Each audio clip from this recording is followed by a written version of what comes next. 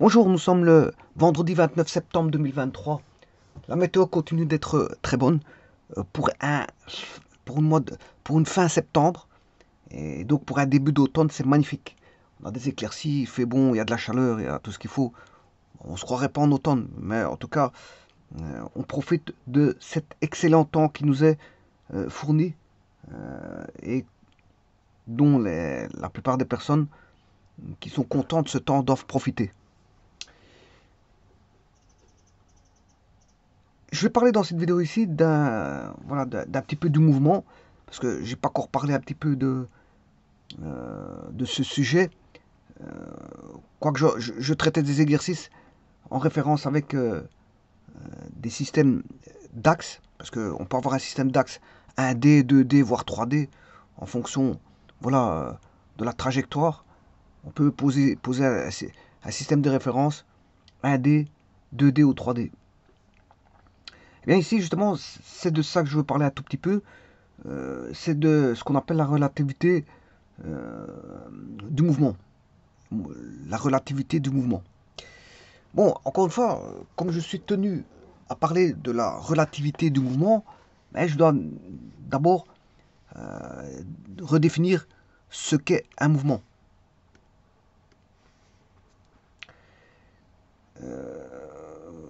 Donc, euh,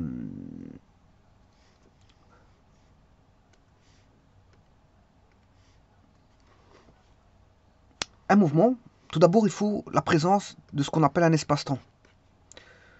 Quand on a un espace-temps, là, ça permet, enfin, on peut décrire un mouvement dans cet espace-temps.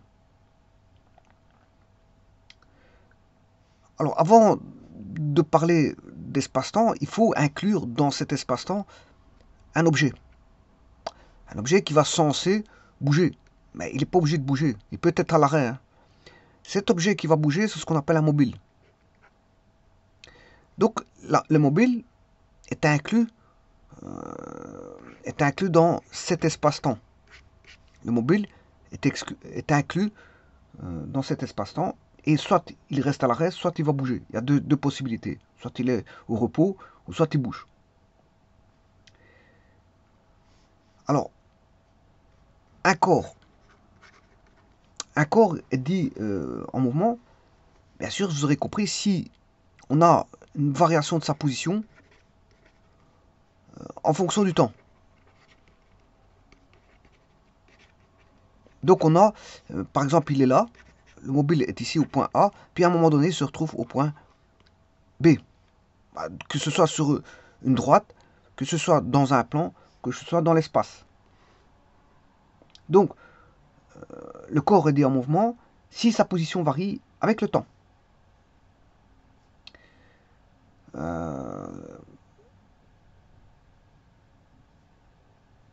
Alors, le problème, c'est que ça ne se passe pas comme ça.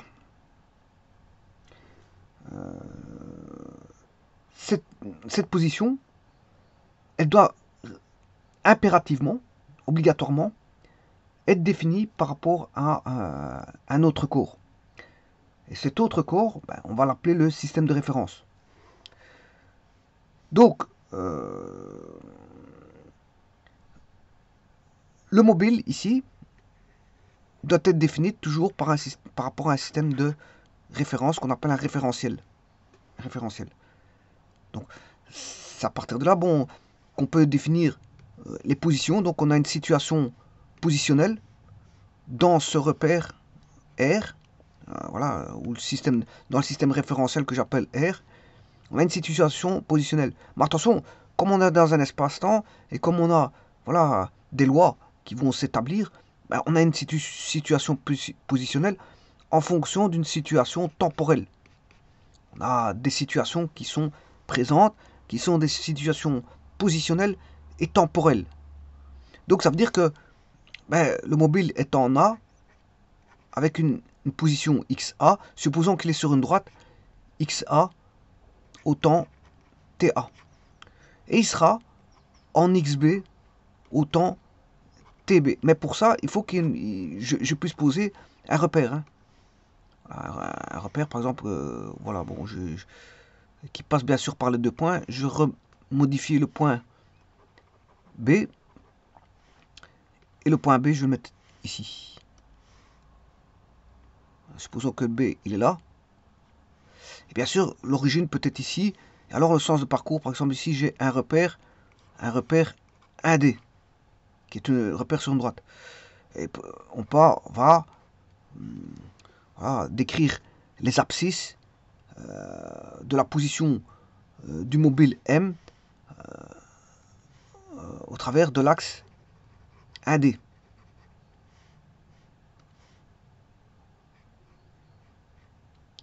Voilà, donc là, il a bougé, hein. Le corps a bougé parce qu'il était de XA en XB. Alors, c'est impossible d'aller de XA en XB sans passer, sans faire parcourir, sans que le temps ne s'écoule. C'est pas possible. Donc d'office, la position, la situation positionnelle de M en A vaut XA et la situation temporelle de A vaut TA. Donc il y a un couple qui va être un couple de valeurs qui va être attribué au point A, qui est XATA. Et il en est de même quand le mobile sera au point B, eh bien, on aura un nouveau couple qui n'est plus le même que XATA. Parce que s'il était le même, c'est qu'il serait au repos. C'est qu'il serait au repos. Voilà. Et donc, là, on a bien un corps qui est en mouvement. Sa position a varié. Elle est passée de la position XA, par rapport à un repère, bien sûr, XA à une position XB en fonction d'un temps qui s'est écoulé, à partir d'un temps qui était TA, qui s'est écoulé, qui a donné, enfin, qui a évolué vers le temps TB. Et bien sûr, cette position, comme je vous l'ai dit, ben, c'est XA au point A, XB au point B, donc qui est impérativement, obligatoirement définie par rapport au système de référence qui est un autre objet. Puisque, bon voilà, le système de référence 1D ici est un autre objet. Et donc, comme j'avais défini le mobile, c'est un corps qui peut être mis en mouvement, mais peut être à l'arrêt aussi. Alors maintenant, il y a des notions mécaniques très importantes qui vont suivre. Et puis, je ferai une cartographie référentielle. Une cartographie par rapport à une situation, voilà, une mise en situation. Alors, avant toute chose, je vais commencer par ce qu'on appelle un point matériel. Et puis, voir ce qu'est un mobile ponctuel.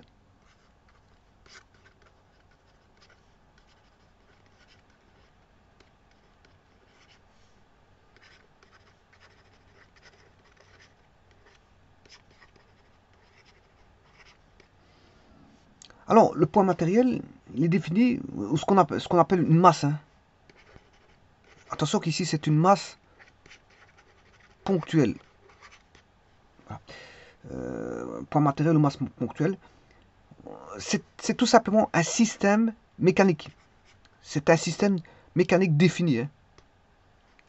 Voilà, on définit un système mécanique bon, qui est défini et qui est capable de... qu'il est possible de modéliser par un point géométrique. Donc on peut le modéliser, il va être considéré comme un point. Mais attention, un point avec une masse M. Hein. Il possède une masse M. C'est pas parce que c'est un point qu'il n'a pas de masse. Donc, c'est un point, on va dire, on le modélise par un point géométrique et auquel on associe une masse. Alors, et ça, c'est un point matériel. Alors, qu'est-ce que c'est qu'un mobile ponctuel? Bon, le mobile ponctuel, on va dire c'est un mobile fictif. Voilà, là c'est pour simplifier. C'est un mobile fictif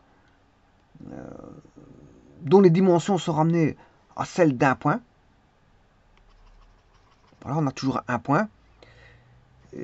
Et tout ça dans le but de ramener à une simplification pour éviter de chaque fois dessiner, par exemple, si je veux dessiner un train ou un véhicule, hein, peu importe, un train, un bateau, etc., ben, je le ramène à un point. je l'associe à un point, si vous voulez. Et ça, c'est pour...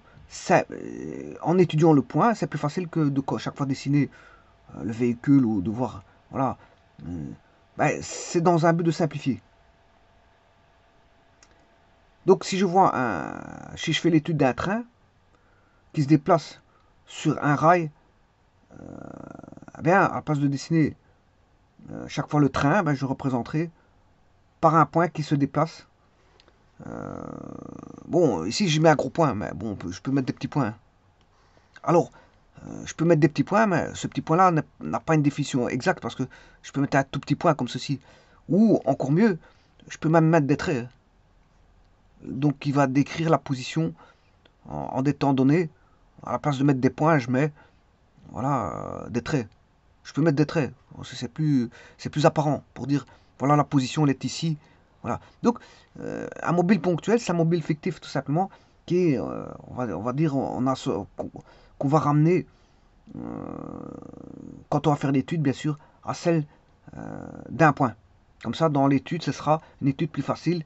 On va simplifier l'étude du mouvement au travers d'un objet qui est un point. Et d'ailleurs, c'est pour ça qu'on dit un mobile ponctuel. Alors, pas confondre un point matériel et un mobile ponctuel. Je rappelle que le point matériel ou masse ponctuelle, ben, c'est tout simplement un système mécanique qu'il est possible de modéliser par un point géométrique M auquel on associe une masse M. Voilà, donc c'est un système. Et un mobile ponctuel, ben c'est, je veux dire, c'est un véhicule pour lequel on va considérer que c'est pour l'étude, pour en faciliter l'étude, qu'on a affaire à un point.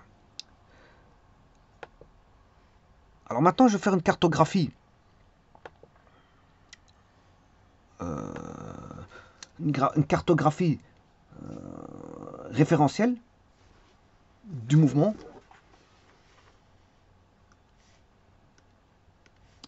Donc je vais faire une cartographie référentielle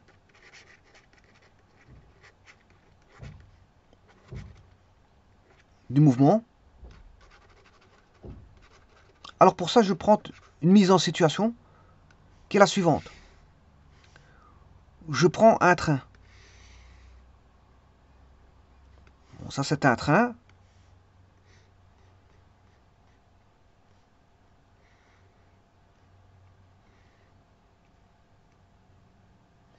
Alors on va dire que c'est le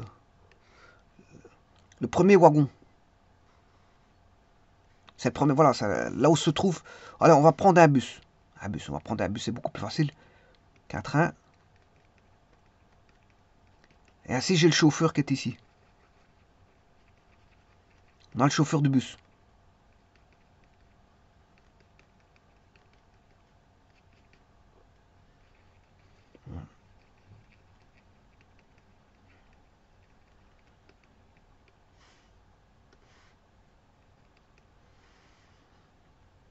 Qui tient le volant. Volant du bus.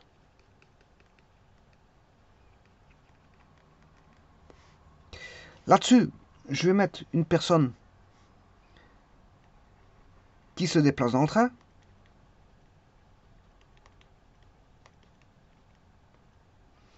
Voilà, elle se déplace.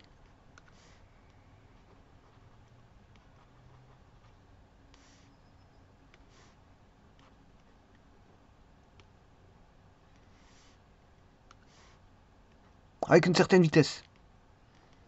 Bon, elle se déplace dans ce sens-là, ou dans l'autre sens, peu importe. Le sens n'a pas d'importance ici, parce que je ne vais pas parler des vitesses, je ne vais pas parler de composition de vitesse, donc je vais parler tout simplement qui va dans ce sens-là.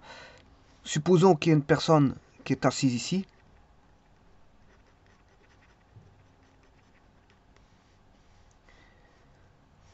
Là, elle est assise, hein. Elle est sur un siège.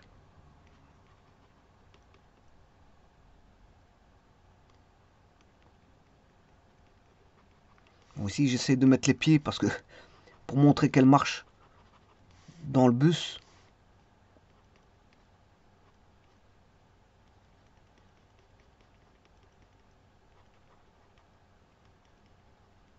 Voilà, on va faire ça comme ça. Elle marche dans le bus. Et une est assise sur un siège.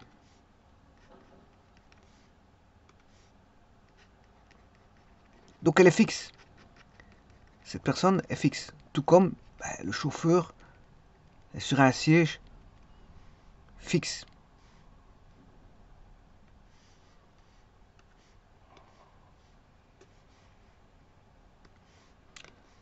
Alors à l'extérieur, là donc c'est la chaussée. À l'extérieur se présentent encore deux personnes. Une personne fixe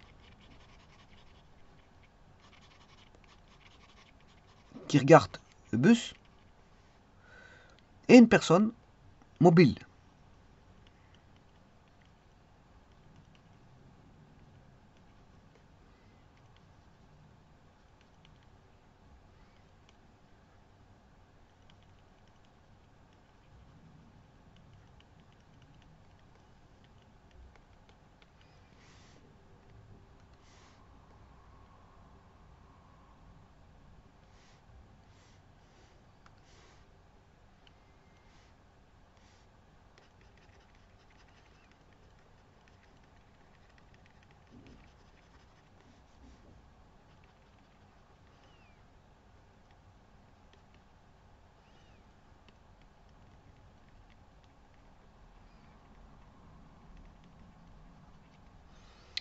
Voilà.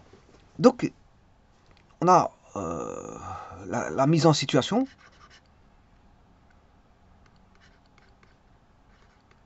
Et le tout, c'est de trouver qui est mobile et qui est immobile. Et vous allez voir que ici, tout est une question relative de qui est mobile, qui est immobile.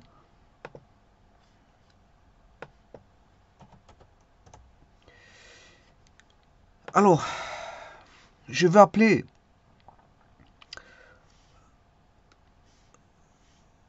là, je vais l'appeler A. Là, A. La personne là-bas, c'est B. Alors, ici, le chauffeur, je vais le considérer comme étant le bus. Ensuite, j'aurai C et j'aurai D.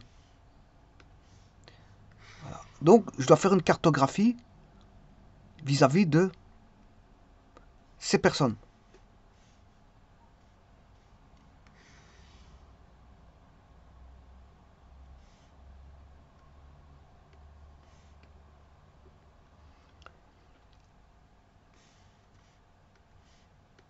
Alors, la cartographie, c'est une carte carrée. Je vais placer une carte carrée. Alors, on aura c'est une relation. Hein. On aura une relation où on aura bien sûr. Il faut que je décrive qui est mobile, qui est le mobile. Le mobile, voilà une cartographie XY. C'est une relation Y, RX. Relation Y, RX. Alors, c'est quoi le Y? Le Y, c'est l'observateur. Donc, le Y, c'est l'observateur. Le Y est l'observateur. Alors, l'observateur, je pourrais dire que c'est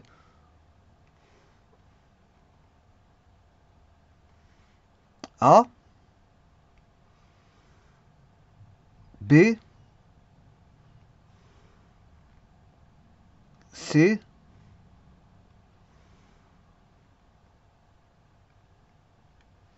bon, j'arrive pas à dessiner correctement. Non, ça, je vais l'enlever. Donc, l'observateur peut être A,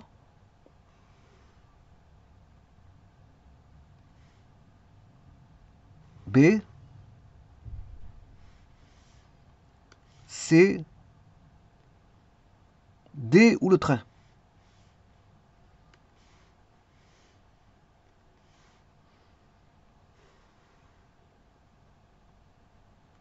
A, B, C, D ou le train? Donc ceci, il faut que je réaugmente.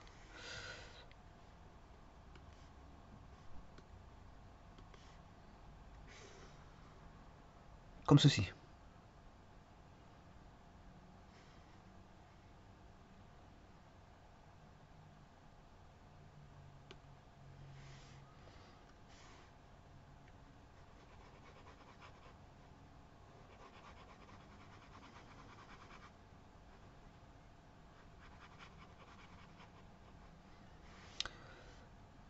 Donc on va mettre en observateur l'observateur A. On peut avoir l'observateur A. L'observateur B. L'observateur C.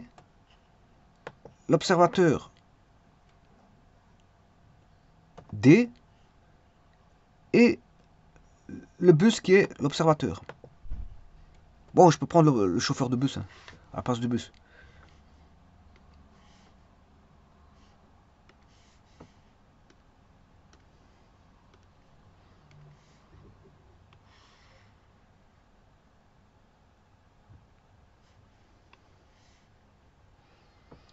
Voilà.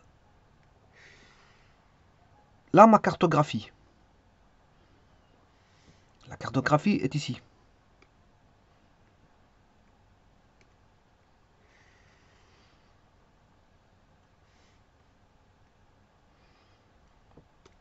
En ce qui concerne l'observateur. Maintenant, le mobile. Donc ça, c'est en ce qui concerne l'observateur. Maintenant, je vais mettre tout ce qui va concerner le mobile. Le Y, je vais le mettre en plus petit.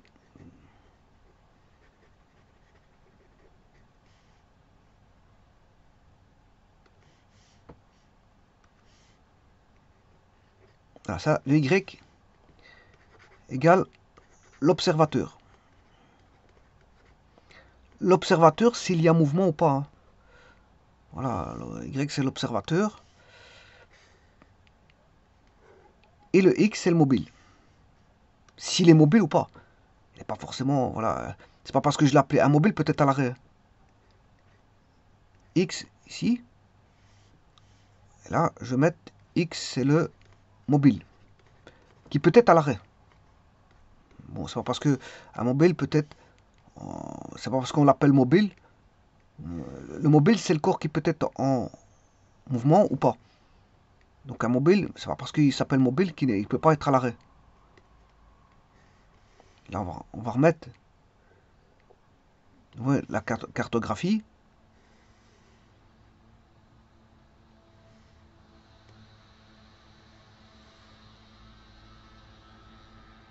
Et remettre. Bon, qu'est-ce qui peut être mobile ou pas? Le A, le B. Enfin, qu'est-ce qu'on appelle mobile, corps mobile, et qui peut l'être ou pas? C'est A, B, C, D et le bus.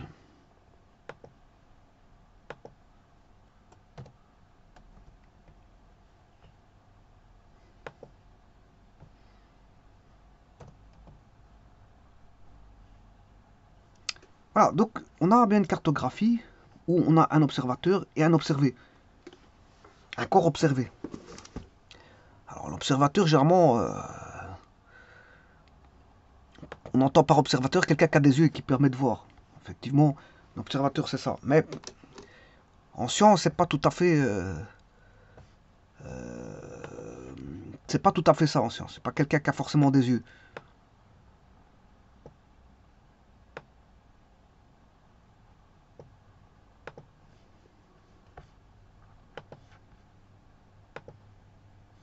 petit instant. Je règle... Parce que le bus, il est un peu de travers dans mon bus.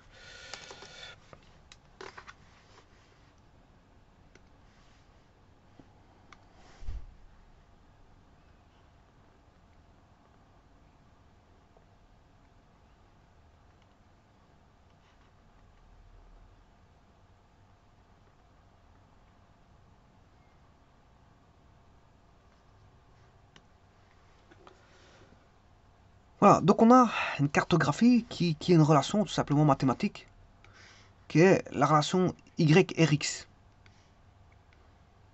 Relation. Alors maintenant, on va regarder si la relation d'observateur à observer. Alors l'observateur, il ne doit pas forcément avoir des yeux, je vais expliquer pourquoi après.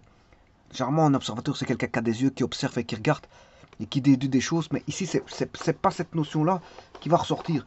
La notion qui va ressortir ici, c'est des référentiels. Le référentiel sera, voilà, considéré comme un observateur. Le référentiel sera considéré comme un observateur. Et le mobile peut avoir peut-être aussi un référentiel, hein, parce qu'on peut avoir voilà, des notions qui relient des repères entre eux. Hein. Alors si je regarde par exemple, je vais décrire maintenant ce qui est un mouvement, ce qui est en mouvement ou immobile. Alors, ce qui est en mouvement, je vais donner le symbole M. Alors, un mouvement par rapport à la relation donnée ici. Hein. L'observateur, est-ce qu'il voit l'observer en mouvement? Mouvement, ce sera M. Ou si l'observateur voit l'observer comme étant immobile. Et c'est de ça dont il va s'agir ici, et de regarder tous les cas de figure. Et bien sûr, d'attribuer un repère à l'observateur. Alors aussi, je peux mettre un repère 2D, hein. Pas un problème. Je vais mettre un repère 2D.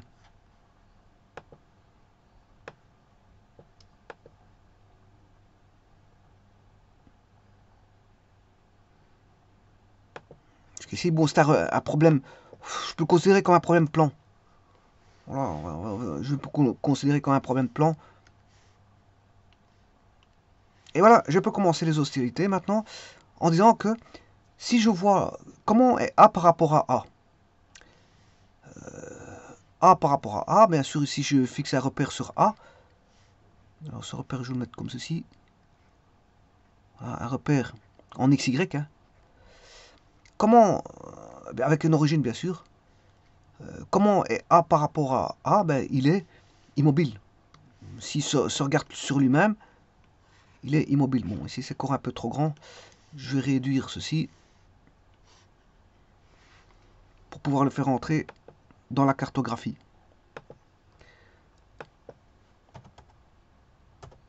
C'est une cartographie à 2 dimensions. Voilà, puisqu'on a Y, une relation de Y avec X. Alors, ici, comment est la relation YRX en tant qu'observateur observé? Mais si l'observateur se voit en tant qu'observé lui-même, ben, il se voit immobile. Voilà, il se verra immobile. Et donc, ce sera vrai pour la relation AA, pour la relation de B à B, s'il se regarde lui-même, ben, je peux mettre un repère sur B, alors je peux mettre des repères partout. Hein. Alors si B se regarde de lui-même, et dans son repère, il est fixe. Alors le chauffeur de bus, s'il se regarde par rapport à lui-même, ou le bus, s'il se regarde par rapport à lui-même, ben, il est fixe aussi. Alors, si je regarde C par rapport à lui-même, voilà, il sera fixe. Et si je regarde le piéton en train de marcher, le piéton fixe C et le piéton mobile D, tous les deux, par rapport à leur repère, ben, ils sont immobiles. Donc, ce qui veut dire que on aura une cartographie qui sera en diagonale.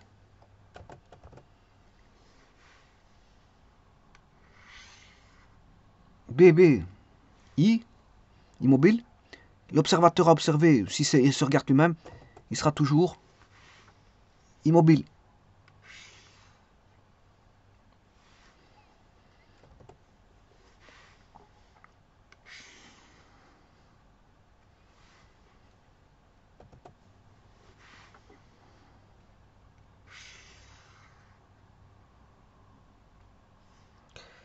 Voilà. Voilà pour ce qui est immobile, dans un premier temps.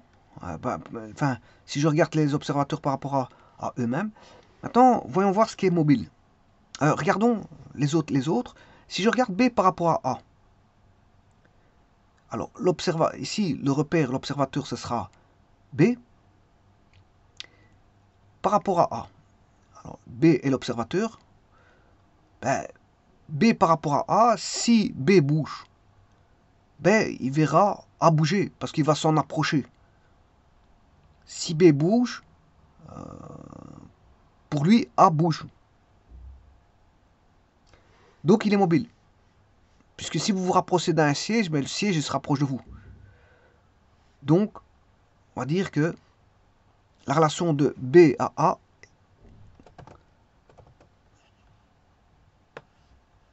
elle est mobile. Maintenant, voyons voir la relation de A à B. Alors le A, par rapport à lui-même, il est immobile, mais il voit B à s'approcher de lui. Donc s'il voit le B s'approcher de lui, ça veut dire que le B est mobile par rapport à A, par rapport à l'observateur qui est A.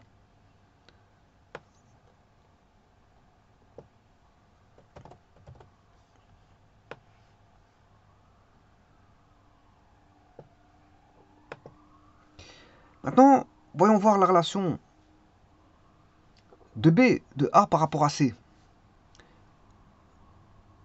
Alors, le bus bouge, mais A est dans le bus. Donc, l'observateur A verra le C bouger. Parce que quand un bus il bouge, si je devais faire bouger le bus. Bon, alors, si je vais refaire le B. Si B l'observateur est A. Si B est l'observateur, B l'observateur est A. Mais quand B va bouger comme ceci, bah, il va voir A s'approcher. Attention que quand B bouge, ce repère il reste sur lui. Hein. Donc voilà, ce repère, donc il voit A bouger. Hein. On va dire ça comme ça. Maintenant, si A est observateur en tant que B, ben A, que voici, qui est observateur, ben il verra le B bouger.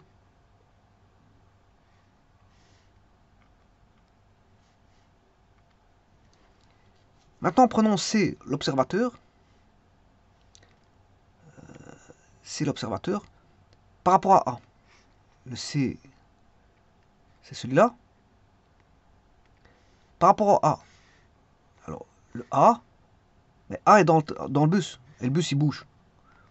Donc, vous voyez que le C va voir A bouger.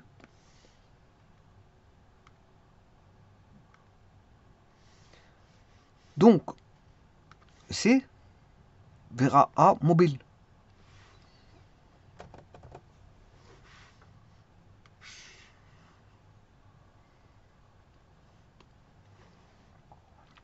Alors, le A vis-à-vis de C. Le A, qui est ici, qui est l'observateur, c'est le repère. C'est lui le repère, hein, parce que l'observateur, c'est le repère, si vous avez compris ça. Vous avez compris? Voilà. Alors, si le bus, il bouge,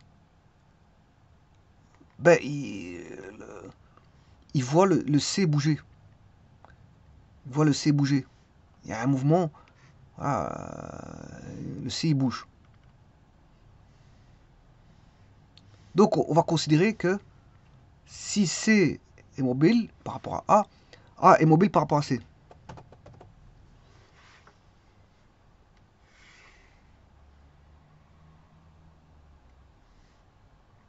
Alors A par rapport à D, ben, idem. A, si A est le repère, alors ça c'est le repère, ben, dans ce repère-là, le D, il bouge. Parce qu'en plus de ça, il y a deux conditions. Ici, c'est que le bus il bouge et le piéton il bouge. Donc on a deux mouvements en plus. Donc euh, là d'office ce sera mobile.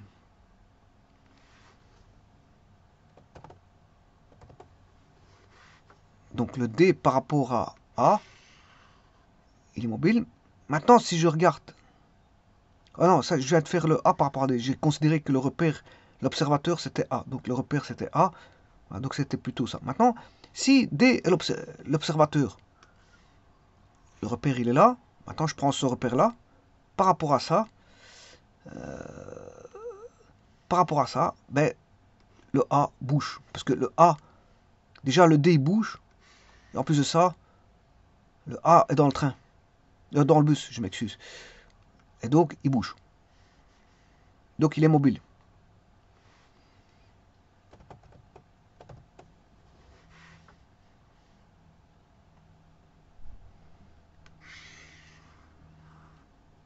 Donc le D par rapport à A, il est mobile. Alors maintenant, voyons voir le C par rapport au B.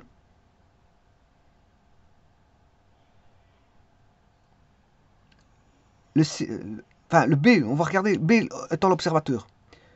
Donc ici, je prends le repère du B, voilà, avec son repère, par rapport à C. Ben, B étant dans le bus bouge, donc le C est en mouvement par rapport à B.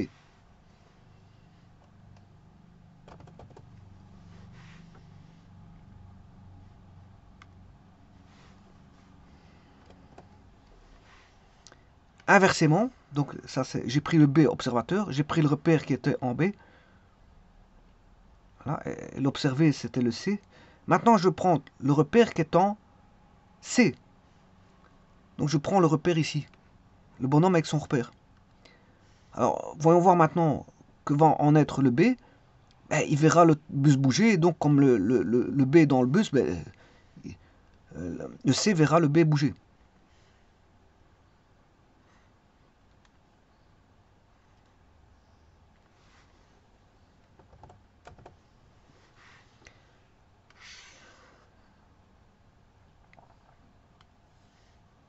Alors, le bus, comment va-t-il A? Si je prends le repère du bus, qui est, supposons que le repère du chauffeur, hein, ce repère-là, c'est le repère du bus, mais bon, je prends le repère du chauffeur, le bus, par rapport à A,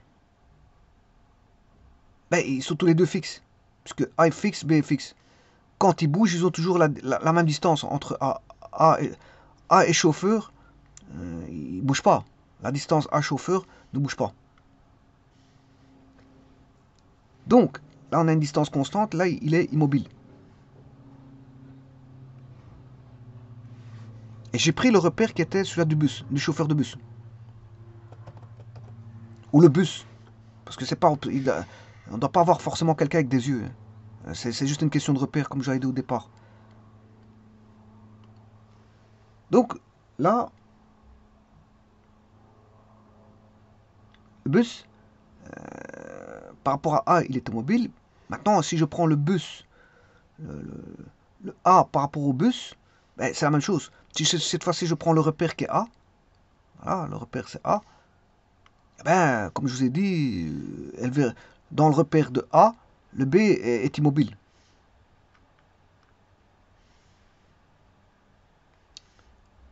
Donc,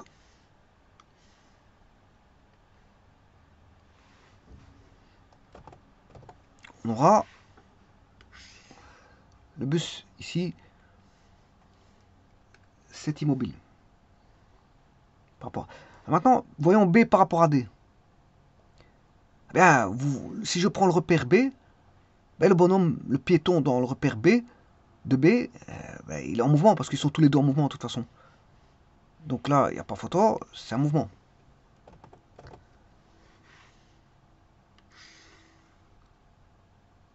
Donc B par rapport à D, il est en mouvement. Maintenant, voyons D par rapport à B. Ben, si je reprends le repère qui est sur le piéton à l'extérieur, ben, il verra le B en mouvement dans son repère. Donc dans le repère du piéton mobile à l'extérieur, ben, il verra le bonhomme, le passager du train bouger, parce qu'ils bougent tous les deux de toute façon. Hein. Il y a deux mouvements là.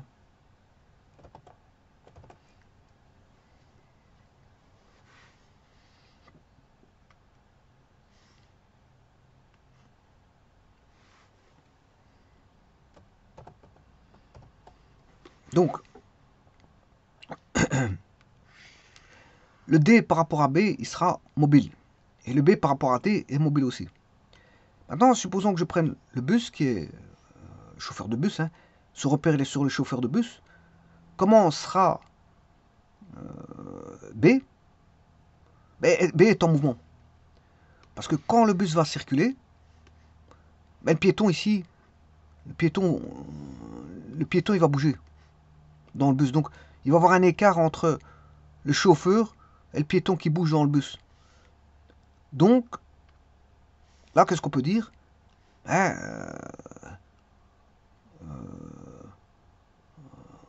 par rapport au bus, donc, qui est le repère, le B est mobile.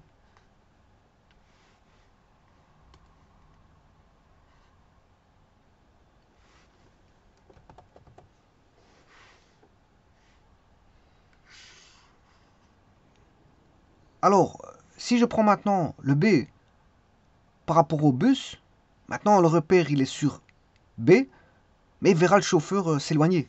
S'il s'éloigne du train, du bus, voilà, si vous faites ça, voilà, lui si son repère il s'écarte, voilà, il verra le chauffeur de bus s'écarter. Donc, on a une mobilité de... Si l'observateur est B, il verra le chauffeur s'éloigner.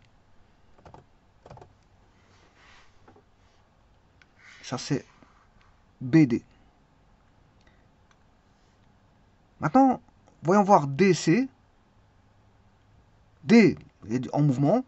Si je reprends le repère D qui est sur le piéton à l'extérieur, D par rapport à C, ben, ils sont tous les deux à l'extérieur, mais D, le repère de D, voilà, il verra C s'éloigner. Donc, il est en mouvement.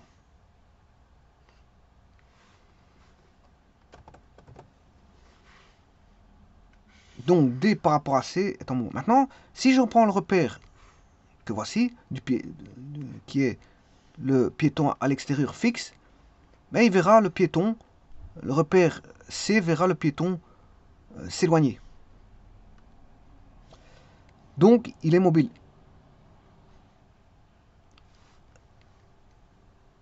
La relation d'observateur à observer est mobile. Et donc, ça, j'ai pris le repère en C par rapport à D. Alors maintenant, je prends le bus par rapport à C. Ben, le bus par rapport à C, si le repère est sur le chauffeur de bus, ben, il verra le C s'éloigner. Donc, il est mobile.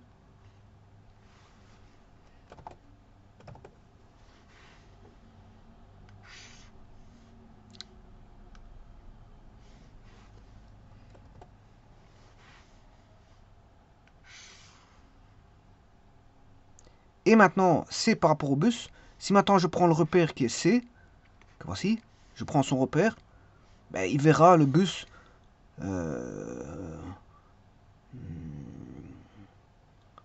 s'éloigner.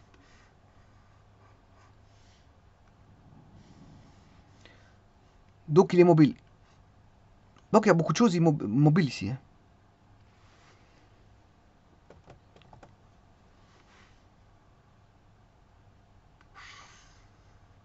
Le bus, si le repère étant le bus, ben, il verra C s'éloigner. Si maintenant je prends le repère qui est C par rapport au bus, ben, il verra le bus s'éloigner.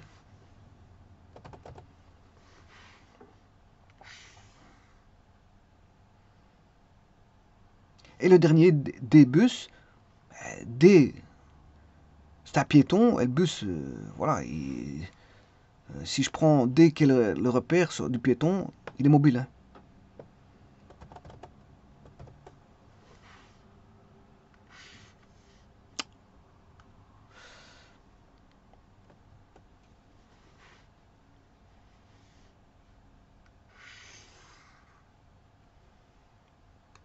Et donc, vous avez une cartographie, c'est un petit peu particulière. Donc, qui est, on va dire, I, M, M, M, I, M, I, M, M, M, M, M, M, I, M, M, M, M, I, M, M.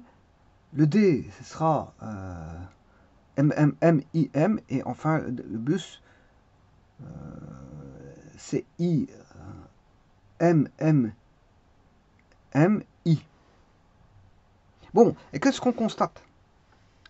Eh bien, que la relation elle est symétrique, puisque la relation conduit, si R, on a la relation, bon, la relation, je vous rappelle que c'est une relation là, c'est observateur à observer.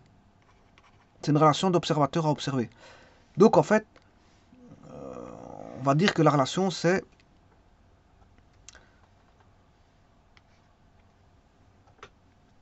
immobile.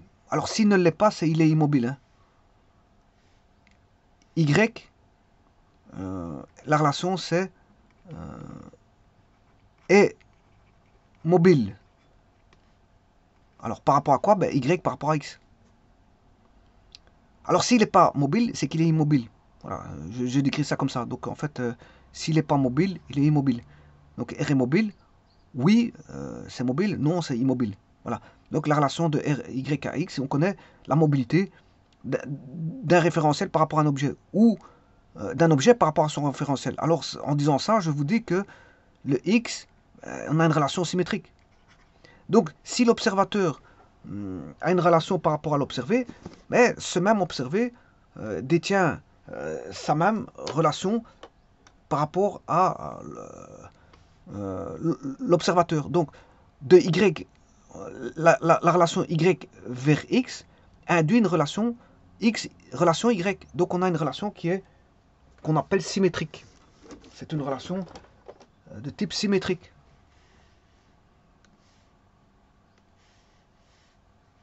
C'est une relation symétrique.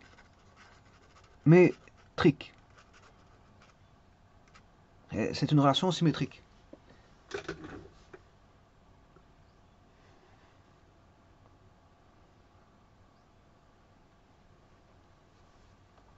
Alors, je ne fais pas l'étude de la relation complète. Hein.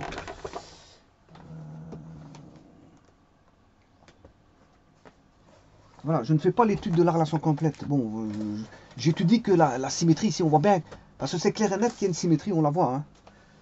On la voit. La symétrie, elle est là.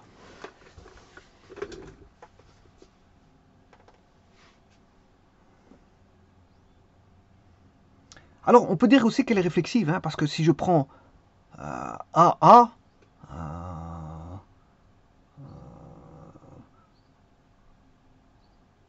donc ici, si je prends AA, ça fait I. BB, ça fait I. CC, ça fait I. DD, ça fait I.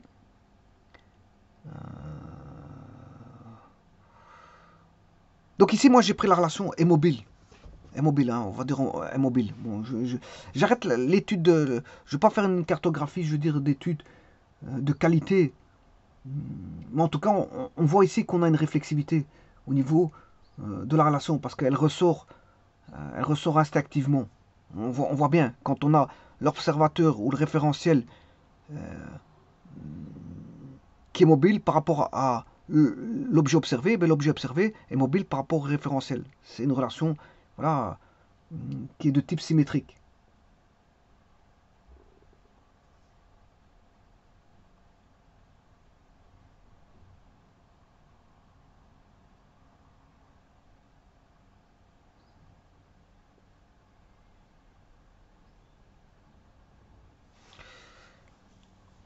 Voilà, et qu'est-ce qu'on peut dire? Ben, un objet peut être en mouvement par rapport à un observateur et immobile par rapport à un autre observateur. Voilà, on peut dire ça comme ça. Euh,